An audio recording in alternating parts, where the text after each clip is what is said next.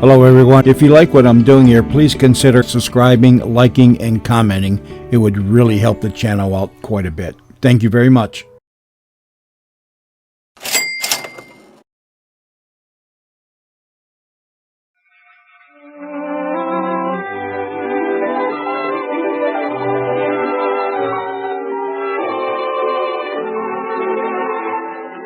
For years, Gene Hersholt was one of the outstanding character actors of pictures.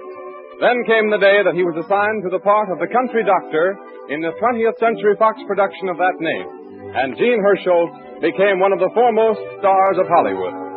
It gives us great pleasure to be able to bring you the extraordinary gifts of this great artist in the kind of role that made him famous and that he made famous. As Paul Christian, the doctor of River's End, Gene Hersholt has in store for you many hours of absorbing, heartwarming drama to high-spot your Sunday afternoons this winter. And so I give you Gene Hersholt.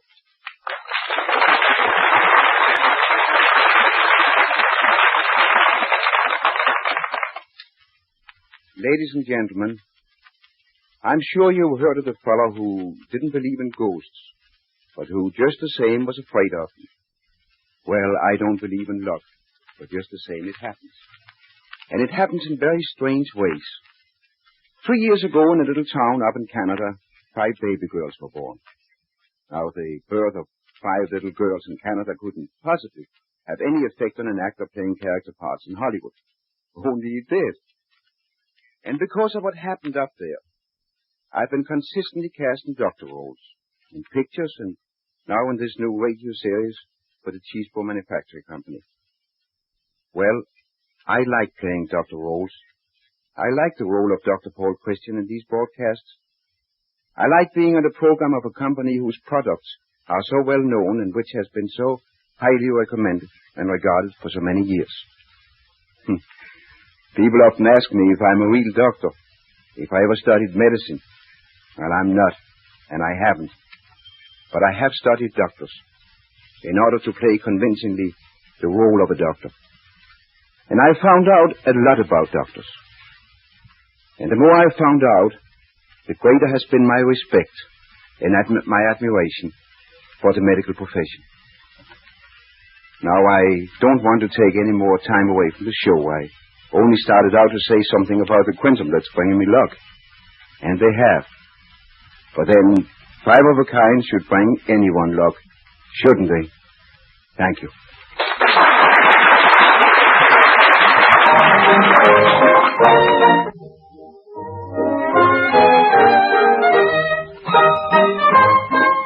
And now, ladies and gentlemen, we take you to the little town of River's End, which sprawls carelessly at the crossways where the highway traverses the Sage River Road. The highway runs to the city 70 miles away, but the river road is the most traveled. Over this road, on this particular morning...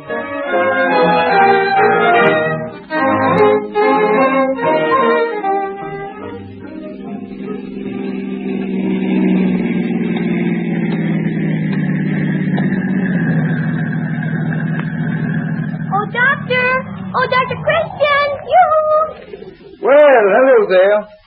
How are you, young lady? Oh, I'm all right, but my doll is sick. Why, you don't say. Here, let me have a look at her. I'm afraid your doll has high sawdust pressure. Oh, do you think you can cure her, Dr. Christian? Well, the doll is pretty hard to cure, Millie. Now, let me see. She mustn't have any candy. No candy? No, you eat all the candy yourself. Here. There's something to buy it with. Oh, but Dr. Christian, Mama says I mustn't ever take money from people. Oh, but this is different. If your doll has to go without candy, there has to be some candy for her to go without. You tell Mama I gave it to Mommy and everything will be all right. Gee, thank you, Dr. Christian. Oh, goodbye, Millie. Goodbye.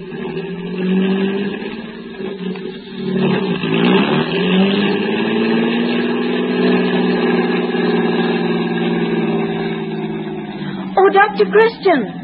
Morning, Mrs. Tansy. Oh, Doctor, I got that letter about your bill and... Oh, now don't worry about my bill. Judy Price wrote that letter. She's back from business college, and, well, she has sort of wished herself on me as my office girl. Oh, the letter was real nice, and I do want to get the bill settled just as soon as I can. Well, How much is that bill? $10. Well, Mrs. Tansy, things being as they are, I'll make you 50-50 proposition. I'll forget half of that bill. Oh, I thank And you. you forget the other half. Goodbye, Mrs. Tansy. Oh, but Dr. Christian. Dr. Christian,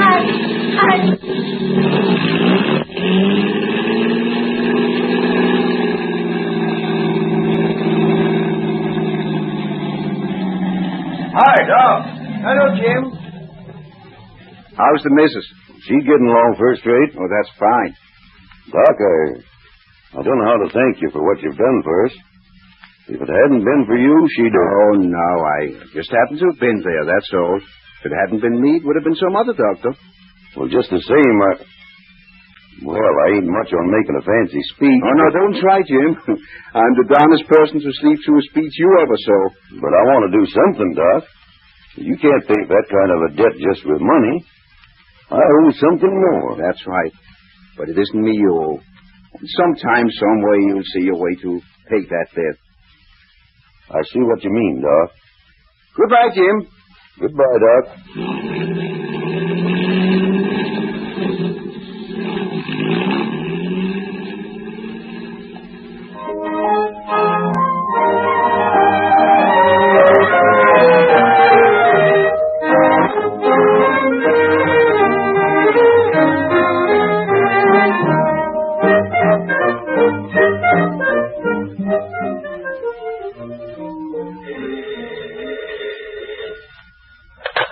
Dr. Christian's office.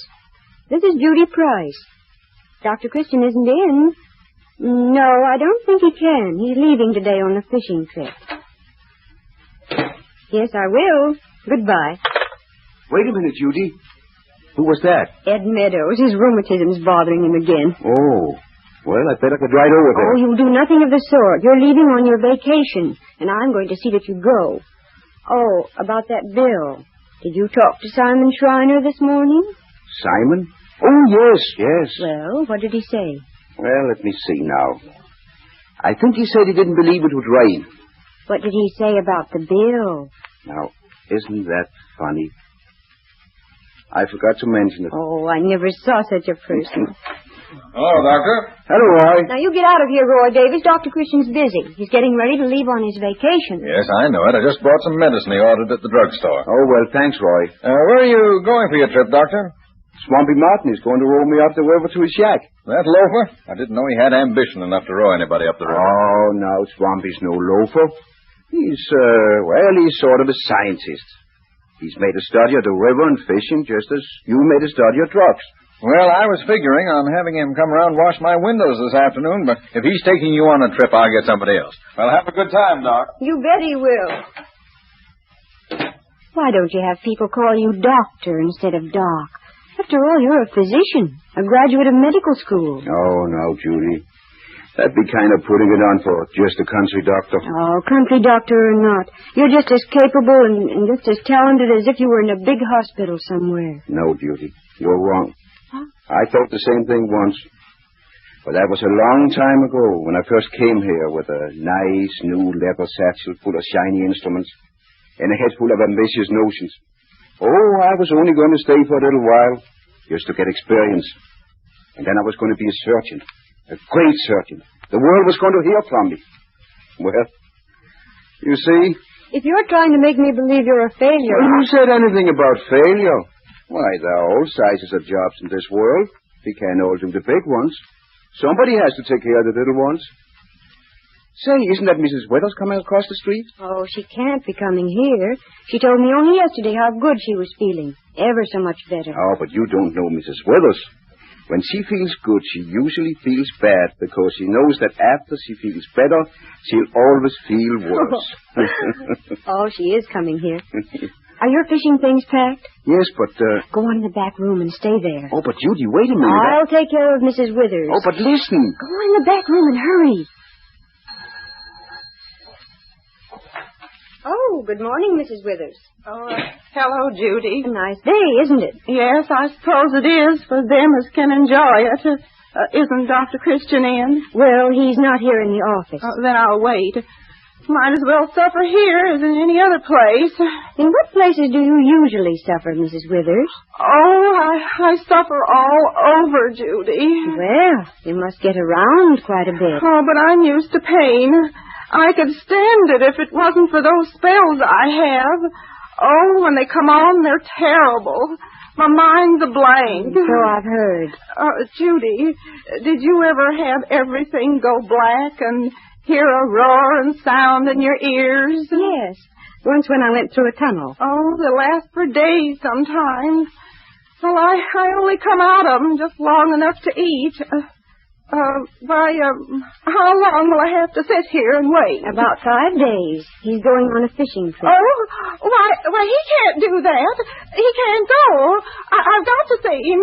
Call him back. If you think I'm going to spoil Dr. Christian's vacation just so you can enjoy one of your spells, you're mistaken. You can put your spell off. Oh, no, Judy. No, if I have a spell, I'll die. I'll die before he gets back. Oh, no, you won't. In fact, I'll guarantee that on the day he returns, you'll still be alive and kicking. Quit feeling sorry for yourself. What?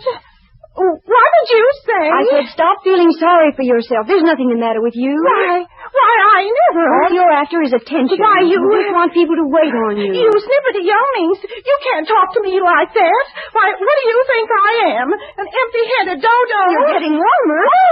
Oh, you just wait. Wait until Dr. Christian comes home. I'll tell him about this. I'll tell him plenty.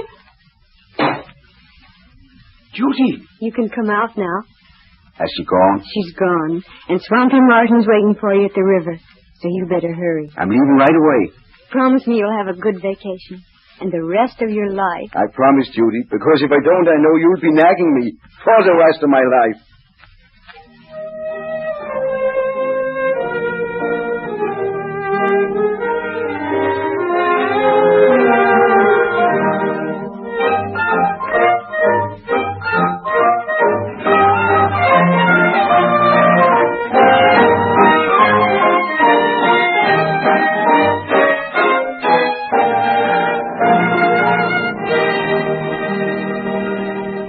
Vaseline products need no introduction to any home listening in with us today. They are simple, inexpensive, useful home remedies for many little ailments. Teach your children to avoid infections and serious troubles by reaching for the Vaseline petroleum jelly as soon as they receive even a minor wound. If the wound is slight, it may be cleansed under running water and Vaseline jelly applied immediately. And the chances are that healing will be rapid, clean, and complete. If the wound is a penetrating wound, such as a wound caused by a nail, call the doctor at once. He will, of course, approve your use of this product for first aid treatment.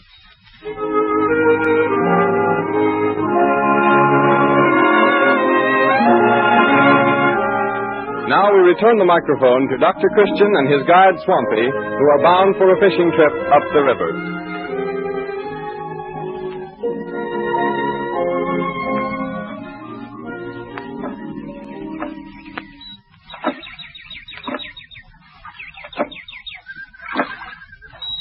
Let me take the oars for a while, Swampy. Oh, you must be tired out pulling a boat all afternoon. No, I'm not tired.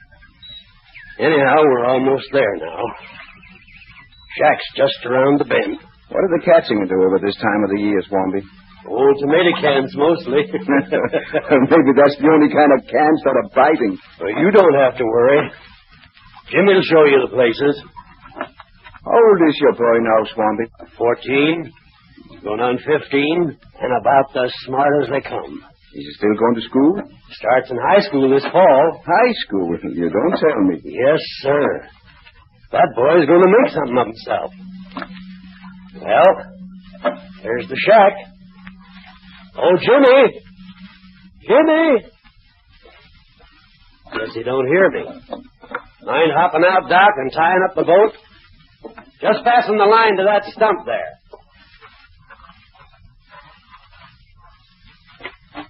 Wait here a minute, Doc. It's dark as all get out in there.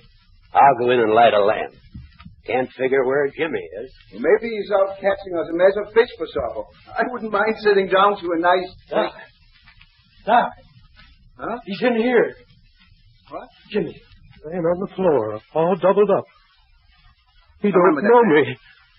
Come on with that lamp.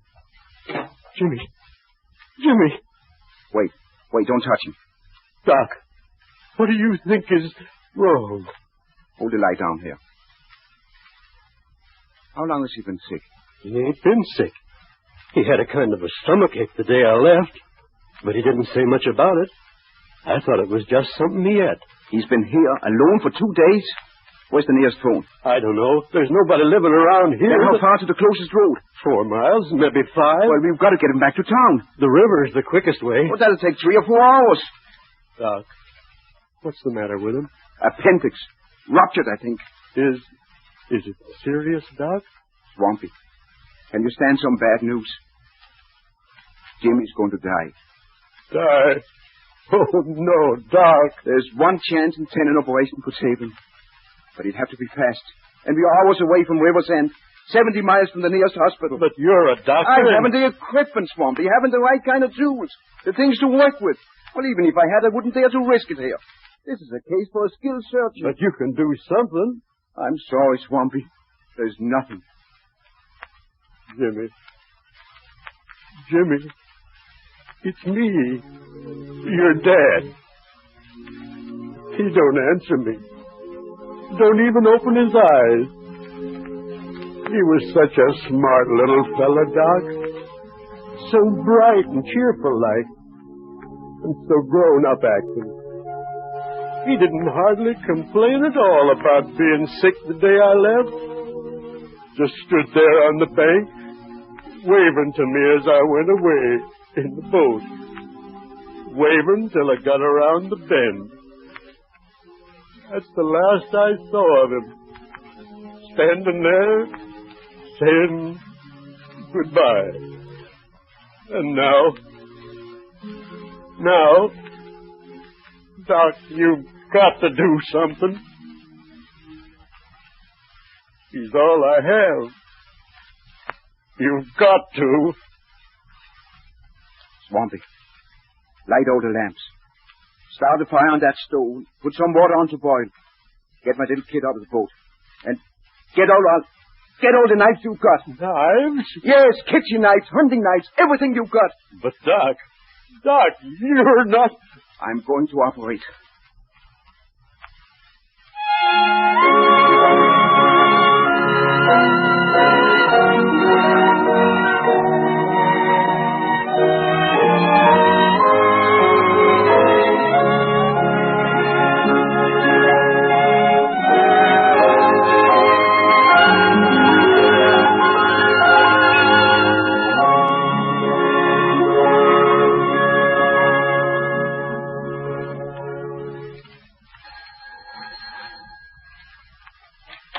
How do you do? Good afternoon. Say, this is Dr. Paul Christian's office, isn't it? Yes. I'd like to see the doctor. Dr. Christian isn't here. Say, what about the operation he performed? Operation? What operation? Oh, come on now. You might as well talk. We're going to catch up with Christian sooner or later anyway. Now, listen, if you don't want to tell me about the operation, tell me where he is. He's on a vacation. Okay, have it your way. But just the same... Pardon me a moment. There's someone at the door. That's all right. I'll be getting along. But I'll be back. Oh, come in, Mrs. Withers. I suppose I'll have to wait again. No, this gentleman is just leaving. Well, Mrs. Withers, I see you're still here and alive. Yes, I'm here. But that's more than you'll be when I talk to Dr. Christian. Where is he? Still fishing. Fishing? That makes a nice story. You know as well as I do that Dr. Christian hasn't been on a fishing trip at all. What? Just look what the Morning City paper has to say. Where? Right there, under visitors in the city. Dr. Paul Christian of River's End was seen coming out of the Palace Hotel last evening where... Was seen coming out of the Palace Hotel. And I don't think it's possible to come out of something that you haven't gone in. Oh, I don't know. What about a chicken coming out of an egg? Oh, well, chickens have nothing to do with it. You've lied to me, deceived me. Who deceived who about what? Oh, Dr. Christian. Oh, Judy, she's deceived me about chickens coming out of eggs and... Oh, I'm going to have a spell. Oh, no. Oh, but I am. Oh, Doctor, I feel awful. Here now, sit down. Just relax. You'll see if you're running a little fever. Open the mouth. Now close. That's it, Judy. Get my stethoscope, will you? Thanks. How was the trip? Oh, fine. Pretty hot. Now open, Mrs. Withers. Did you say pretty hot? Mm-hmm. Hottest I've ever seen it. Oh, but Doctor, what does that mean? Oh, usually violent electrical disturbances in the interior. Oh my. Oh, what does a person do when that happens? Well, the best thing to do, Mrs. Withers, is just to give up. Give up? Yes, no use trying to fish in weather like that. Here, take this, Judy. Well, Mrs. Withers, you seem to be in a pretty good condition. Oh, but I'm going to have a spell, Doctor. I can feel it coming on. Oh, can't you do something for me? Well, yes, it just so happens that I think I can. Oh, Doctor. There have been some recent scientific discoveries about spells like yours, Mrs. Withers. Oh, tell me. And one of the most effective gastronomic agents has been... Yes. carrots. Oh, carrots. So I think I'll put you on a diet of raw carrots. Oh, but you know I don't like carrots. I hate carrots. Well, we all have to do things we don't like, Mrs. Withers. Now, anytime you feel a spell coming on, you just go on a diet of raw carrots for about 3 days. And after that, drop in and tell me how you are. Oh, but there must be some other... Nothing but carrots, Mrs. Withers. Just raw carrots. And don't come in until you try them for 3 days. Oh, yes, but... Goodbye, Mrs. Withers. Oh. Don't laugh. I'll bet you an ice cream soda it works. Well, Judy, anything happened while I was away? Oh, a few things, but they can wait.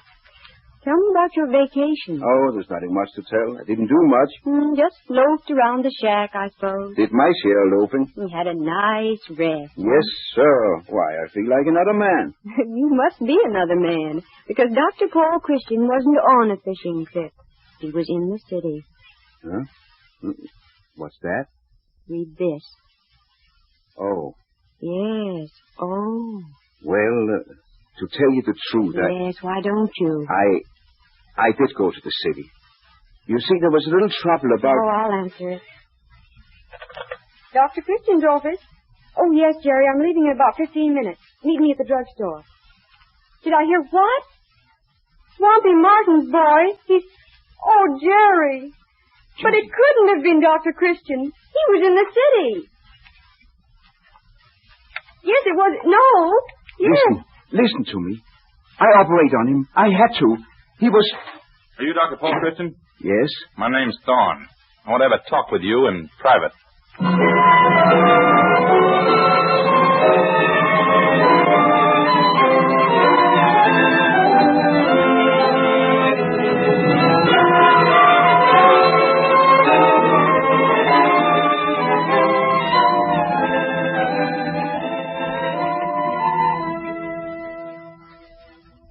And while they have their talk, I have a word for you.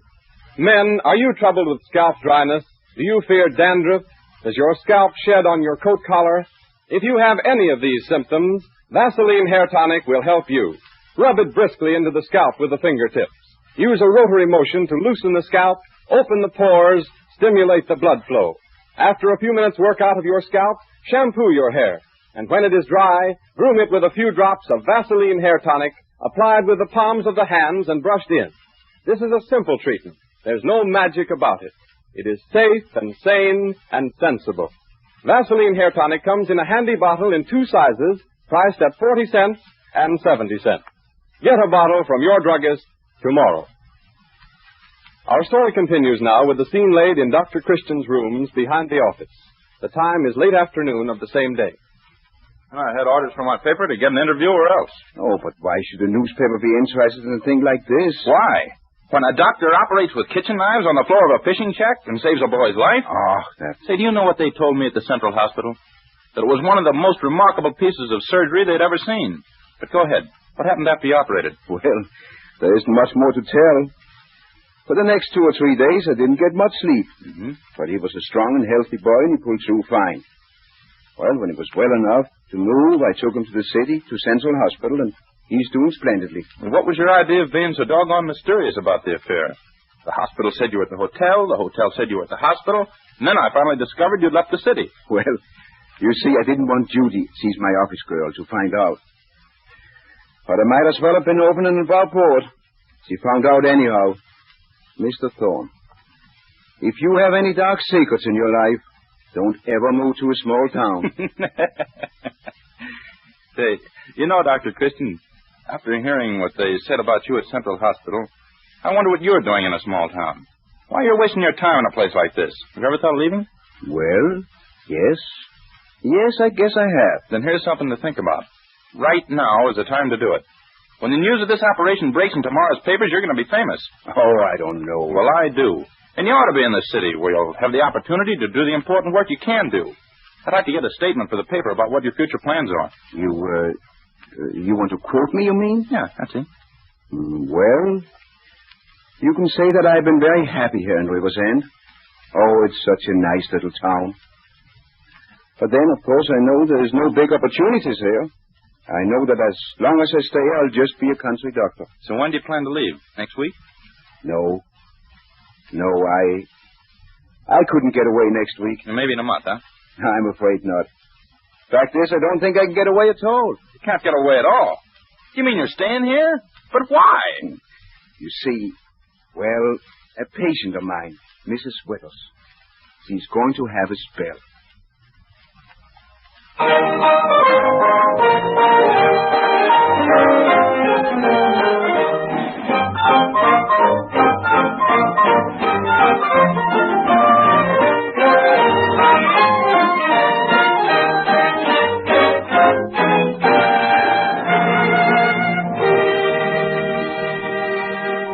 And so we take leave of River's End for the present, secure in the feeling that we can look in again on the old town next Sunday afternoon to find Dr. Christian at home among the friends and patients who could not do without him.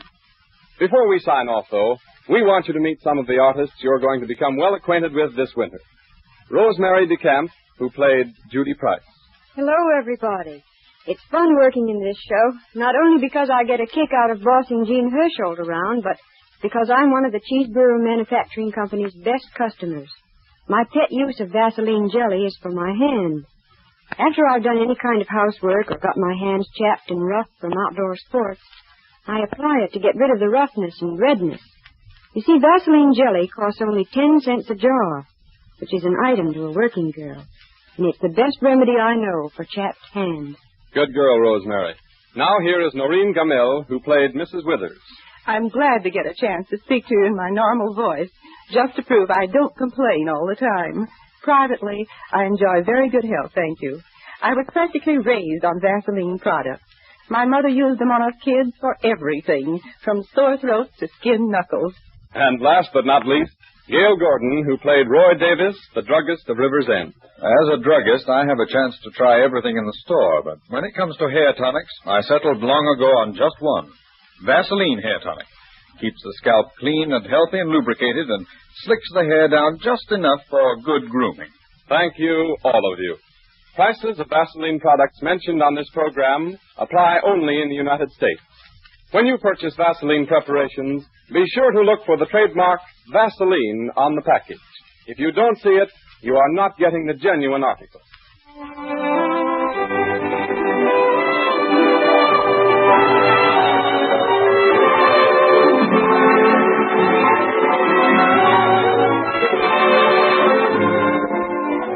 Next Sunday at this same time, the Cheeseboro Manufacturing Company, makers of Vaseline preparations, will present Chapter 2 in the story of Paul Christian, the Doctor of River's End, with Gene Hersholt in the title role.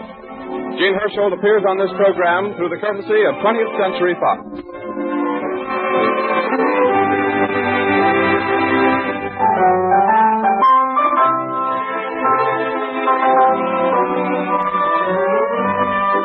Arthur Gilmore speaking. This is the Columbia Broadcasting System.